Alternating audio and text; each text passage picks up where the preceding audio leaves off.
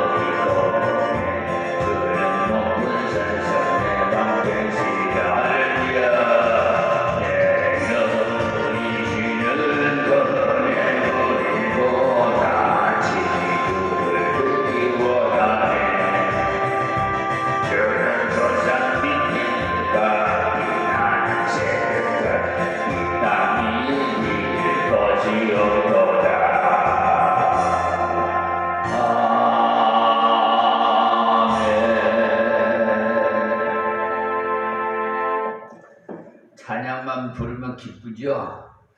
이제 말씀을 먹을 시간입니다. 마태복음 강해 설교로서 27장 55절 말씀부터 드리겠습니다. 예수를 섬기며 갈릴리에서부터 쫓아온 많은 여자가 거기 있어 멀리서 바라보고 있으니, 이 말씀은 예수님을 따르던 갈릴리에서 온 여자들이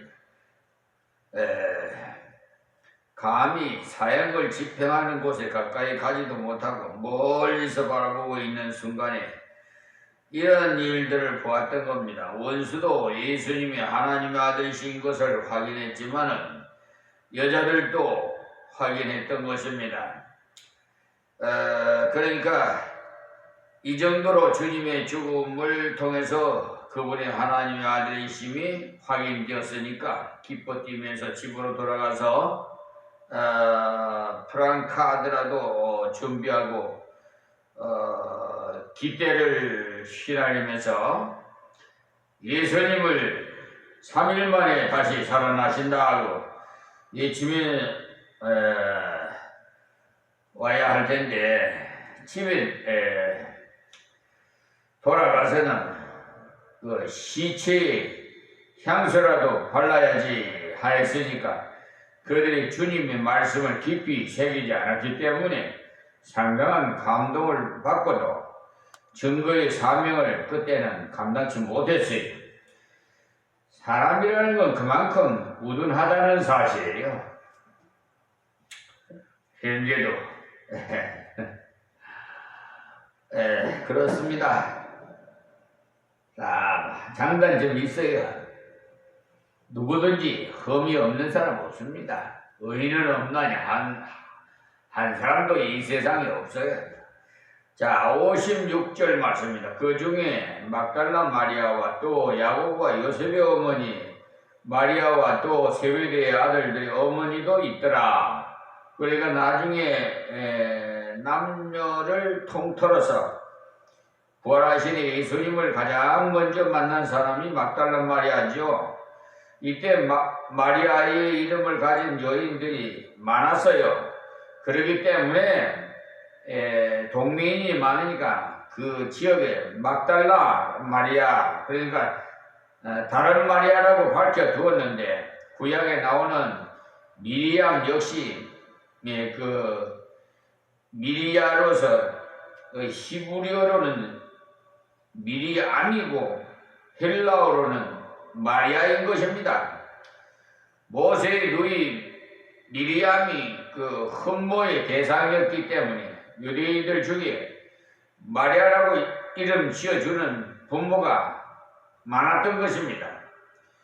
그리스도의 운명으로 자른 성도들이 몸이 일어나는 역사는 구원의 결국이 새 생명의 은혜 주는 것임을 증거해 주었어요. 그리고 이런 모든 것을 볼 때 백부장까지도 예수께서 하나님의 아들이심을 고백할 수밖에 없었습니다. 다음 이제 57절부터 56절까지는 예수님이 돌아가시자 제자들은 모두 도망가 버리고 여자들은 대부분이 갈릴리에서 왔기 때문에 장례에 대한 아무 준비도 없었어요. 쉽게 말하자면은 이런 강화도에서 서울에 와 있는 격인 거죠. 그러니까 무덤도 준비할 수도 없고 장례 용품도 준비할 수 없는 그런 속수무책일 수밖에 없죠. 다음 57절이요. 저물었을 때 아리마대 부자 요셉이라 하는 사람이 왔으니 그도 예수의 제자라. 그러니까 마가복음에 보면은 좀 더 강한 표현으로 기록되어 있는데요. 이 아리마대 요셉이 예수님의 시체를 가지러 간 것은 보통 사건이 아니라는 것이 거기에 나와 있습니다. 마가복음 15장 42절부터 보시면요. 이날은 예비일 곧 안식일 전날이므로 저물었을 때라고 이렇게 되어 있어요. 날이 어두워지면 안식일이 되기 때문에 아무것도 할 수 없죠. 우리는 0시에서 다음날 0시까지가 하루이지만은 유대인들은 해 지는 때부터 다음날 해 지는 날까지가 하루입니다.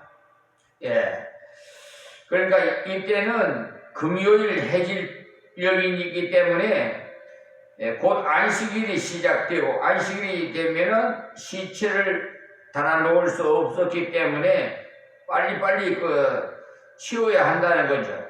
아리마대 사람 요셉이 와서 당돌이 빌라도에게 들어가 이랬는데 이때 예수님이 시체를 달라는 것은 보통 사건이 아니라는 것을 표현하기를 당돌이라고 표현을 했어요. 당돌이. 그러니까 아리마대 요셉이 시체를 달라고 한 것은 총독으로 보면은 당돌하다는 것입니다. 지금으로 말하면 정치범으로 사형을 당한 사람의 그 시체를 찾으러 간 것이나 같기 때문에 그러니까 시체를 달라는 것은 같은 그런 취급을 받을 수 있기 때문에 보통 일이 아니에요. 그래서 당돌이 빌라도에게 들어가 예수의 시체를 달라 하니 이 사람은 존귀한 공회원이요라 했어요. 그러니까 아리마대 요셉이라는 사람이 당돌이 많을 수 있는 지위를 가지고 있었다는 것을 알 수가 있어요. 하나님이 나라를 기다리는 자라. 하나님의 나라를 기다리는 자라. 빌라도는 예수께서 벌써 죽었을까 하고 이상이 여기 백부장을 불러 죽은지 오래냐 묻고 백부장에게 알아본 후에 요셉에게 시체를 내주는지라 그랬어요. 이 일로 인해서 정말 죽었는지 알아보기 위해서 창으로 예수님의 옆구리를 찔렀어요. 요한복음 그 19장 33절에서 34절에 보시면 만약에 죽지 않았다면 도망가지 못하게 그 뼈를 꺾어버렸을 거예요. 그런데 이때 예수님이 기절 상태였다면 옆구리가 찔릴 때 그 통증으로 인해서 꿈틀했을 것입니다. 그러나 아무 반응이 없었기 때문에 뼈를 꺾지 않았어요. 또 창으로 옆구리를 찌르니까 물과 피가 나왔다고 했는데 많은 사람들이 피가 나오면 나왔지 물과 피가 나오다니 이럴 수가 있나? 의학적으로도 도대체 안 맞는 말이라고 말이 많았습니다만은 심장 파열로 죽는 경우는 물과 피가 분리되어 나온다고 합니다.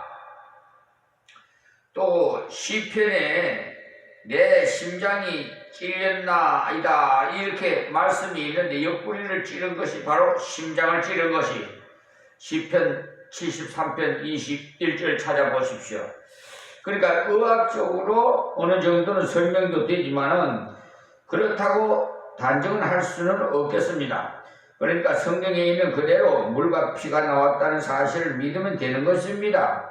또 누가복음 23장 50절부터 보시면 공회의 의원으로 선하고 의로운 요셉이라 하는 사람이 있으니 저희의 계리와 행사에 기타하지 아니한 자라. 그는 유대인의 동네 아리마대 사람이요 하나님의 나라를 기다리는 자려니 빌라도에게 가서 예수님의 시체를 달라 하며라고 나와 있어요. 그러니까 예수를 죽일까 말까 그렇게 공회에서 투표할 때 이 사람은 공회원으로 아니오라고 했다는 것입니다. 사도행전에서 바울이 스데반을 죽일 때 가편 투표를 했다는 말이 나오는데 그것을 볼 때 바울도 공회원이었음이 틀림없습니다.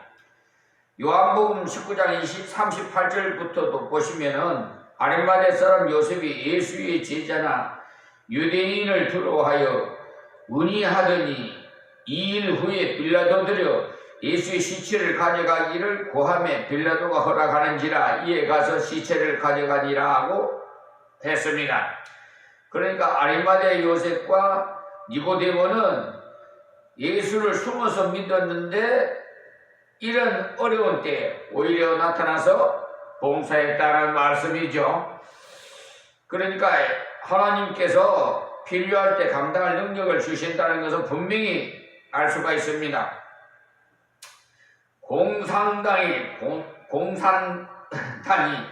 해가 좀 작아 들어가니 총을 들이대면서 예수 믿을 때 믿을래 안 믿을래 그렇게 협박 한다면 어쩌지 하는 그런 염려는 하지 말아요. 그럴 때가 온다면 그때 합당한 능력을 주세요. 그러나 지금은 열심히 전도할 수 있기 때문에 구할 것이 그런 능력을 미리 주십사고 구할 필요는 없어요. 아랫말에 요셉은 숨어서 있었는데 하나님을 믿었어요. 그때는 어찌 그렇게 담대할 수 있겠습니까? 하나님께서 그런 능력을 주셨기 때문이죠. 저도 이 세상에서 두려운 사람 한 사람도 없어요. 무섭다든지 두렵다든지.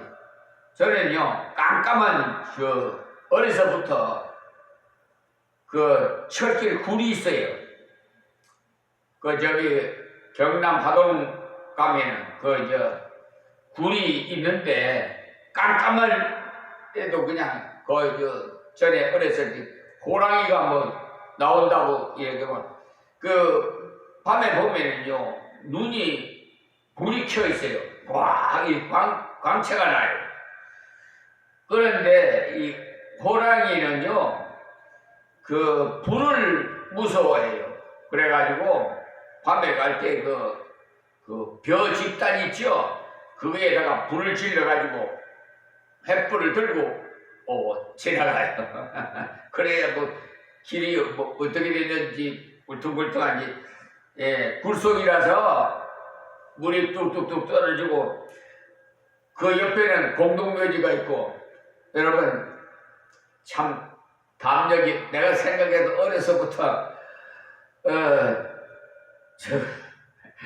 하나님께서 그렇게 두려워 말라 내가 너와 함께 함이라 이렇게 저를 보호해 주신 것 같아요. 그래서 뭐 지금은 뭐 더 이상 말할 것 없이 하나님 외에는 이 세상에 뭐 두려운 사람 한 사람도 없습니다. 오히려 제가 가면 도망가 버려요.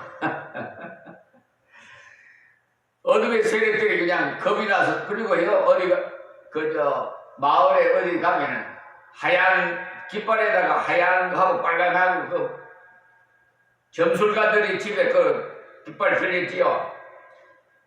지나다가 나중에 예수 이름으로 가니 이 악한 마귀 사탄들을 물러갈지어다 하고 적개들이 안 나오는데 그러니까 하여튼 뭐 참 재미있는 일들도 많았어요. 정말 신바람이 날 정도로 기뻤습니다.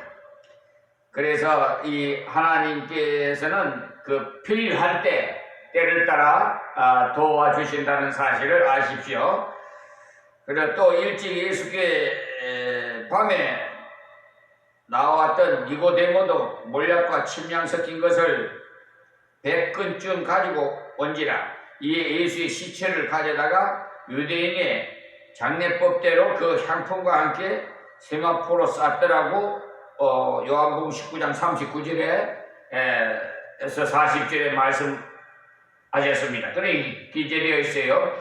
그러니까 애국이나 중동 지방에서 장례를 할 때는 시체에다가 향품을 넣어서 미라를 만들어 보관하는 경우에 이런 약품을 써요. 물론 예수님의 시체는 미라를 만든 것은 아닙니다. 그냥 방부제이면서 향품으로 값비싼 몰약과 침향 섞은 것은 100근씩이나 가져왔으니까 니고데모도 대단한 그런 지출을 한 거지요. 예수님의 시체가 3일 후에 살아날 때까지 썩지 않게 보존된 것은 니고데모의 봉사를 통한 겁니다. 창세기 50장 1절부터 또 보시면 요셉이 아비 얼굴에 굽으려 울며 입맞추고 그 수종 의사에게 명하여 향재료로 아비의 몸에 넣게 하며 의사가 이스라엘에게 그대로 하되 40일이 걸렸으니 향재료를 넣는 데는 이날 수가 걸림이며 애국 사람들은 70일 동안 그를 위하여 곡하였더라고 기록되어 있어요. 그러니까 70일 동안 곡했으니 70일장을 한 거죠. 우리나라는 뭐 5일장이 많아요? 제일 기나요? 그랬는데 근데요 사실은 그 유대인은요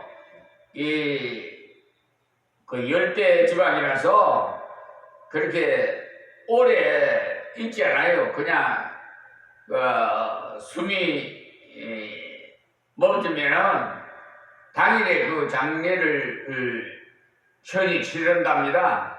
왜냐하면 날씨가 덥기 때문에 시체에 부패할 그게 날씨가 더우면 가니까 그런데 우리나라는 사계절이 좋아서 그리고 또 시원하고 얼마나 감사한지 몰라요. 대한민국에 태어난 것을 저는 기쁘게 생각하고 세계 다녀봐도 우리나라 같이 좋은 나라가 없다. 그래서 하나님께 늘 감사하게 생각하고 있습니다. 자 그리고요 이래서 이 본문으로 돌아가서 58절에요 빌라도에게 가서 예수의 시체를 달라 하니 이에 빌라도가 내어주라 분부하거늘 그랬어요. 그러니 아리마대 요셉은 자기의 그 사회적인 신분과 그 재력을 주님을 위해서 봉사를 했더니 좋은 결과를 맺었습니다. 우리도 이렇게 아리마대 이렇게 그 요셉처럼 참으로 이런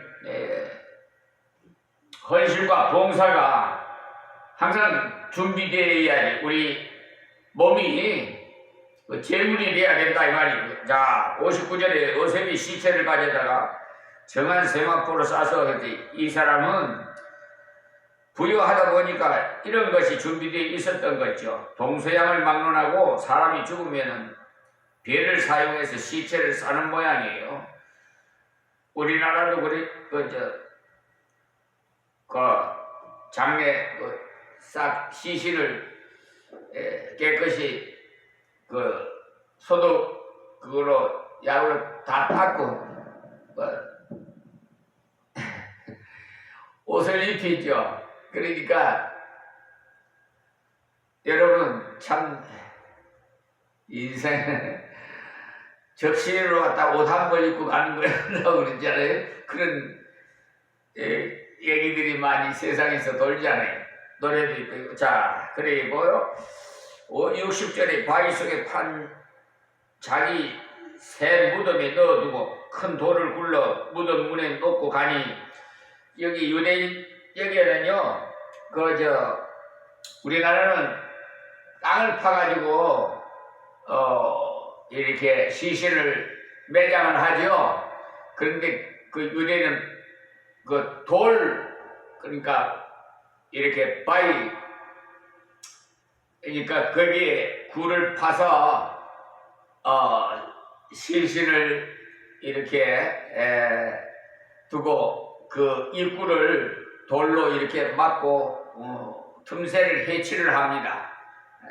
그렇게 합니다. 자, 60절에 바위 속에 판 자가 새 무덤에 넣어도 큰 돌을 굴러 무덤 문을 놓고 가니, 그러니까 한 번도 시체를 넣지 않은 새 무덤에 예수님을 모셨던 겁니다. 만약에 이 아리마대 요셉이 이런 봉사를 하지 않았다면 가룟 유다가 던진 돈으로 샀던 그 피박스로 가져다가 묻었을 것입니다. 그리고 이 아리마대 사람 요셉이 이렇게 봉사했기 때문에 이사야 53장 9절에 보시면은 그 묘실이 부자와 함께 되었도다라고 말씀이 되어진 것입니다. 자, 61절에 거기 막달라 마리아와 다른 마리아가 무덤을 향해 앉았더라. 예수님이 돌아가셨지만은 아무 준비도 못했으니 어쩌면 좋을까 하고 앉아있다가 집으로 돌아가 향품을 준비한 겁니다. 숨은 제자 아리마대 요셉을 통해서 장사 지냄으로 부자의 무덤에 있게 된다는 예언의 말씀이 성취되었어요. 또 니고데모가 몰약 섞은 그 침향 100건을 넣었기 때문에 썩음을 당치 않겠다고 시편에 예언하신 말씀이 이루어진 것입니다. 시편 16편 10절입니다. 그래서 하나님의 예언의 말씀의 성취가 성도의 봉사를 통해서 이루어졌다는 사실이에요. 자, 62절에 그 이튿날 예비일 다음 날이라 대제사장들과 바리새인들이 함께 빌라도에게 모여 가로되, 그러니까 제자들은 무서워 숨어 있었으나 이렇게 원수들은 활동했어요. 원수가 오히려 주님의 말씀을 기억하고 있었어요. 정말 아이러니한 현상이. 자, 63절에 주여 저 유혹하던 자가 살았을 때 말하되 내가 사흘 후에 다시 살아나리라 한 것을 우리가 기억하노니라고 보십시오. 예수님의 제자들은 기억하지 않았는데 원수들은 다 기억하고 있지 않습니까? 만약에 예수님의 제자들도 사흘 후에 다시 살아난다는 말씀을 믿고 있었다면 이때 큰 소리를 쳤을 텐데 믿지 못했기 때문에 숨어버렸고 원수들은 그대로 기억하고 있었던 것입니다. 자, 64절에 그러므로 분부하여 그 무덤을 사흘까지 굳게 지키게 하소서. 그의 제자들이 와서 시체를 도둑질하여 가고 백성에게 말하되 그가 죽은 자 가운데 살아났다 하면 후에 유혹이 전보다 더 될까 하나이다 하니, 그러니까 이들은 부활을 믿지 않았으나 부활이 조금이라도 증명이 된다면은 큰 소동이 있으리라는 것을 알았어요. 악한 자들이 더욱 믿음이 있는 자보다 낮을 때가 많아요. 자, 65절에요. 빌라도가 가로되 저희에게 파수꾼이 있으니 가서 힘대로 굳게 하라 하더라. 그러니까 이렇게 해서 무덤을 굳게 지킴으로써 주님의 부활이 더욱 확실하게 증거가 된 것입니다. 예상될 모든 것을 이들이 막으려 했어요. 그것이 오히려 명확하게 된 거죠. 그러니까 무덤을 지켰더니. 그렇지 않을 경우에는 이러쿵저러쿵 거짓 가짜 뉴스들이 많이 나올 텐데. 자, 66절입니다. 저희가 파수꾼과 함께 가서 돌을 임봉하고 무덤을 굳게 하니라. 보십시오. 무덤 돌 앞에 무덤 입구에 돌을 갖다가 이렇게 대고 회치를 했죠. 무덤에다 종이를 바르고 또 도장을 확 이렇게 찍어 두었던 겁니다. 그래 로마 정부의 그 명령이 아닌 이상은 손대지 못한다는 표로 도장을 찍었는데 오히려 더 잘된 일이에요. 왜냐하면 예수님이 부활하신 것이 더 분명하게 증명되는 계기가 되었으니 말입니다. 원수들이 부활을 증명하기 위해서 스스로 지켜준 것이 되었던 것이, 그러니까 이 땅 위에 되어져가는 모든 일들은 하나님께서 간섭하셔서 합력해서 설을 이루신다는 말씀이요. 그냥 인간적으로 생각하면은 참으로 비참한 일 아닙니까? 무덤에까지 도장을 찍어 두었으니 말이에요. 사람은 죽고 나면 원수가 없다는데 예수님은 죽으셨는데도 원수로 여겼으니까 너무나도 비정하다는 말입니다. 제자들은 주님의 부활을 기억하지 않았으나 원수들은 기억하고 무덤을 지킴으로써 예수님의 부활을 더욱 확실히 증거되게 하였습니다. 이제 오늘 이 시간까지 배운 27절에서 66절까지의 나타난 진리를 간략하게 말씀드리겠는데요. 고난의 절정은 십자가입니다. 십자가는 완전히 희생이고 완전한 순종의 증표예요. 내 뜻대로 마옵시고 아버지 뜻대로 하옵소서라고 기도하신 그대로 하나님 뜻대로 되었기 때문입니다.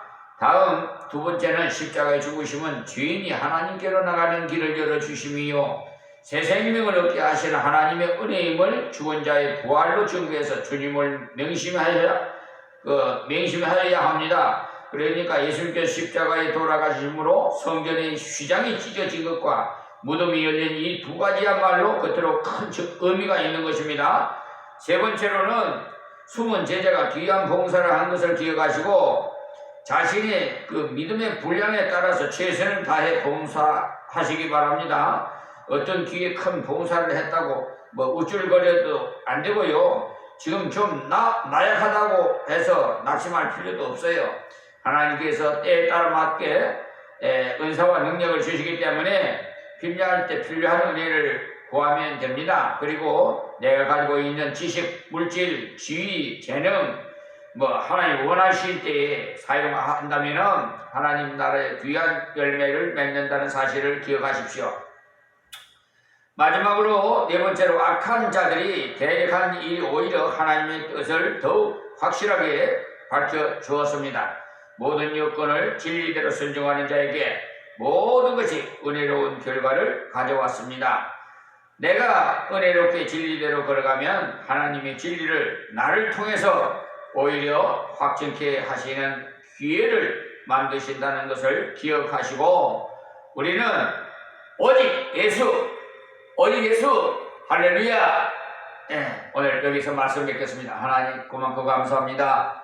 주신 말씀 이 빛자는 중이 증거해사오니 아버지여 길이 있는 자는 다 듣게 하옵시고 듣는 자마다 다 변화되어 거듭나게 해 주시옵시고 이방인들도 구원해 주셔서 하나님 나라 확장시켜 모두가 이 땅에서도 천국 같은 생활을 할 수 있도록 은혜를 베풀어 주시옵소서. 예수님의 이름으로 기도하옵나이다. 아멘.